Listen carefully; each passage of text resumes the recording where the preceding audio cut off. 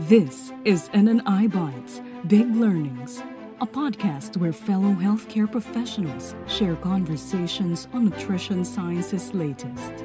We are joined by Professor Andrew Prentice and Dr. Russell Merritt as they share their knowledge and insights on plant-based drinks in the diets of infants and young children. Hello, and a very warm welcome to our new educational offering from the Nestlé Nutrition Institute, NNI Bites Big Learnings. My name is Andrew Prentice, and I'm your host for today's podcast. As Professor of International Nutrition at the London School of Hygiene and Tropical Medicine, and as Head of Research on Nutrition and Planetary Health at the MRC unit here in the Gambia, West Africa, I have a long career of research focused on maternal and child health. Our topic today is part of a series of papers that I edited titled Foods for the Future and Their Potential Impact on Child Nutrition. You can find these on the NNI platforms, and I urge you to read them. They're intended to give an up-to-date summary of the latest trends in novel foods, alongside guidance for healthcare professionals. Now, human culture is changing, and many of these changes are affecting our attitudes to food. We've entered an era where human actions, population growth, and associated climate change are having a most profound effect on our planet Earth. A new era that some call the Anthropocene. The foods we eat are crucially linked to this rapid change in planetary health, both as a contributor to global warming and as a victim of climate change. To address one aspect of this challenge, it is my great pleasure to welcome to NNI Bites Big Learnings, Dr. Russell Merritt, who joins us from California. Russ joins us to discuss his paper on plant-based drinks in the diets of infants and young children. Russ, welcome to the podcast. Please start by telling us about yourself. Well, thank you, Professor Prentice. It's indeed a pleasure to be with you and to discuss this recent paper. I'm the founding director of the Intestinal Rehabilitation Program at Children's Hospital of Los Angeles, and I co-direct our advanced GI training program in nutrition. I'm also an emeritus clinical professor at the University of Southern California, and I've recently been appointed the incoming editor of Nutrition and Clinical Practice, one of the journals of the American Society for Parenteral and Enteral Nutrition. My comments today will reflect my own and not those of the organizations I'm affiliated with. Well, thank you, Russ, and welcome. We couldn't hope to have a greater expert than yourself. And I know you have a particular expertise in this topic as well, which is why we invited you to write the paper. Let's start, if we may, with a question around terminology. When we asked you to write about this topic, we wanted to explore the role of plant-based milks in the diets of young children. And that is indeed what you've covered, but we're calling them plant-based drinks as opposed to milks. Could you explain the distinction to our listeners and why we avoid the term plant-based milk? Well, the terminology we use to describe these beverages has a number of implications, including for children's nutrition, product labeling, and the marketing of these products. When I first drafted this manuscript, I actually used the term plant-based milks to describe them. And appropriately, I think the reviewers and the editors took issue with that term, and we settled on plant-based drinks, a phrase you had originally suggested, as I recall. It's interesting that what these drinks can be called on their label differs with where we live. In the US, at least at the moment, it appears with some caveats that it may soon be authorized for manufacturers to describe these plant-based drinks as milks. However, in Europe and Canada, plant-based drinks don't meet the milk standard of identity and so can't have the word milk on the label. I think a key aspect of this is what the term milk means on a plant-based drink for the consumer. If they are savvy, as FDA currently contends, then they understand that a milk made out of almonds is not nutritionally the same as a milk as cow milk. On the other hand, if consumers are less savvy, then I think there's potential for misinformation and even adverse nutritional consequences. I think that's beautifully put. And we can see immediately that this is a key area. And it's interesting that different domains, different countries take different views to this. And we'll see how that settles down. So we'll come to that. But let's see, start off maybe by, if you could just give us a little bit of a historical perspective on child feeding practices. What do you recommend as the ideal start for infants and young children? And what historically has been the role of cow's milk? As you well know, the preferred feeding for infants is very clear. It's own mother's breast milk. And current public health recommendations are to continue that for at least 6 months, as long as 2 years or even longer. Other foods can be introduced about 4 to 6 months of age, which varies with regional recommendations. Typically, cow milk is introduced to the diet after a year after weaning from breast milk.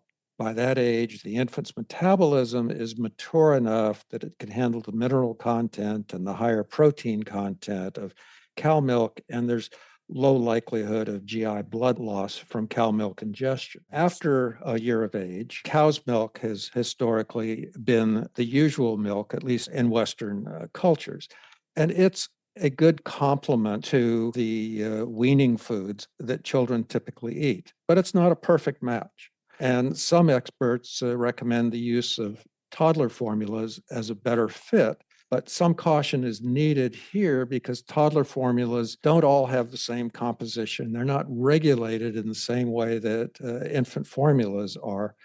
And because of that variable composition, opinions have varied on the role of toddler milks in the diet. And if I'm not mistaken, one of the main differences, or one of the main aims of modern formula, are to reduce what used to be the very high protein contents, which were associated with, if you like, overgrowth and potential obesity. Is that correct? Yeah, I think that's still a concern. And in fact, it's one of the reasons why breastfeeding is so much the preferred mode of feeding. There's both the aspect of the composition of milk, which tends to produce a hormonal response of cow milk. It tends to produce a hormonal response that accelerates growth, and also the tendency for non-breastfed babies to ingest more milk than they would breast milk. So that combination seems to result in the potential for more rapid weight gain.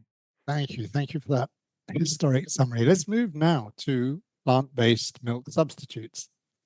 In recent years, there's been great interest and a very significant consumer uptake, as I understand it, of, in inverted commas, milk substitutes based on a number of plant sources.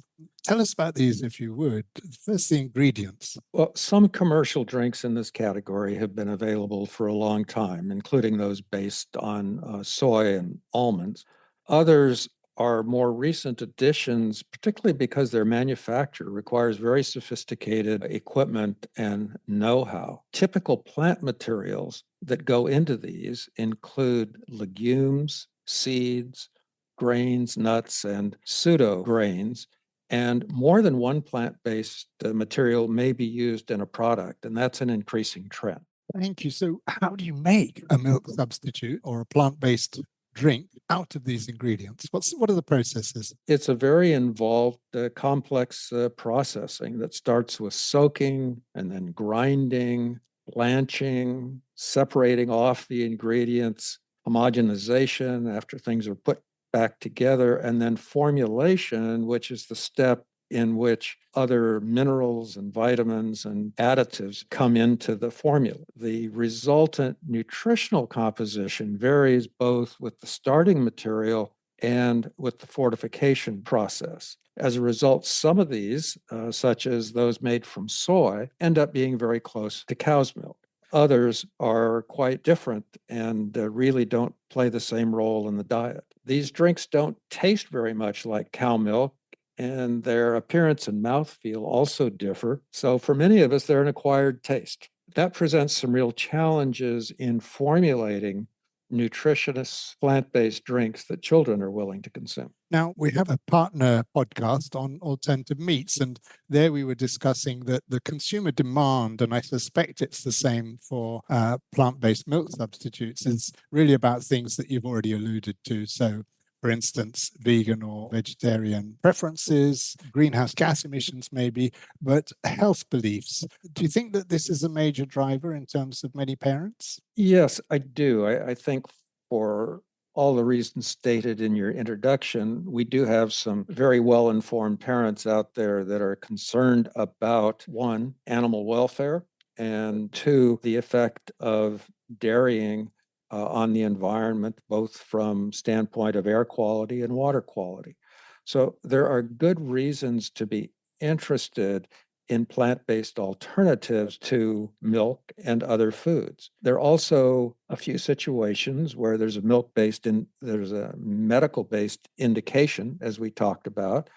And unfortunately, I think there are other situations where parents gain a perception that plant-based milks are healthier in some way than cow milk, and that can lead to perhaps inappropriate preferences. But there are also concerns out there about some of the things that are in cow milk and whether or not in some situations those could be problematic. So I think all of these play a role, and I think what's really interesting is when we try to pair the motivations with the nutritional composition and try to find a way forward. Yes. Now, in your paper, you give a really interesting example based on almond milk, in which you contrast the health attributes of a serving of almonds compared to an almond-based drink. I'd love you to share that little anecdote with listeners. Yeah, in writing this paper, I found that one very interesting. Almonds are a food rich in a number of important nutrients: energy, protein, calcium, zinc, B vitamins, vitamin E. So, it's a substantial food. On the other hand, these nutritional virtues don't come through into the products made as most almond drinks, with maybe the exception of iron, calcium, zinc, and vitamin E.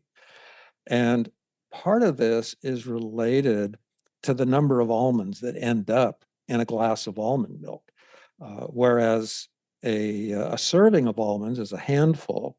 There are only about 4 almonds based on the protein content that end up in a glass of almond milk. So it's not surprising then that the protein, the nutrients, the calories, et cetera, are so much lower in the milk than in the food. So I think this serves to make the point that a nutritious food doesn't necessarily yield a nutritious drink, even with nutrient fortification. Yeah, I think that's really important. So thank you, Dr. Merritt, for a wonderful exposition of this somewhat new, exciting frontiers, but the one with dangers. I'm really grateful to you for bringing your expertise to NNI Bites Big Learnings. Well, thank you for the opportunity and the invitation to participate. I think this is an important area, both clinically and from the standpoint of the health of the planet. I think this series of articles you've put together on the topic will be very helpful for people seeking to understand the situation better. Thank you. And let me remind listeners that those articles can be found through any of the NNI platforms. Let me try and summarize the key messages for healthcare professionals. We started with a distinction about terminology, and you will find in your different countries the possibility that some of these will be labeled as milks, which may be quite confusing for the parents that you're advising. In other domains, they won't be permitted. We heard from Dr. Merritt that for very young children, his advice is that there is no place for such milks. As you move to children above 1 year of age, they can, depending on various parental wishes and choices, they could be introduced into the diet. But they need to be done with care and thoughtfulness, and that might be beyond the reach of many parents.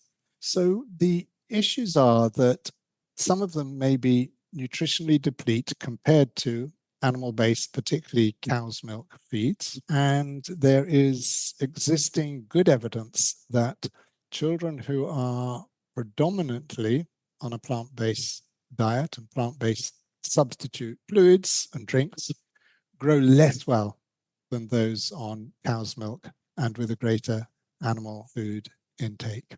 So an element around this is that in another article in this series, there was a call for trying to develop better guidelines within our countries on food-based dietary guidelines, with a particular emphasis on the crucial and vulnerable years of young children.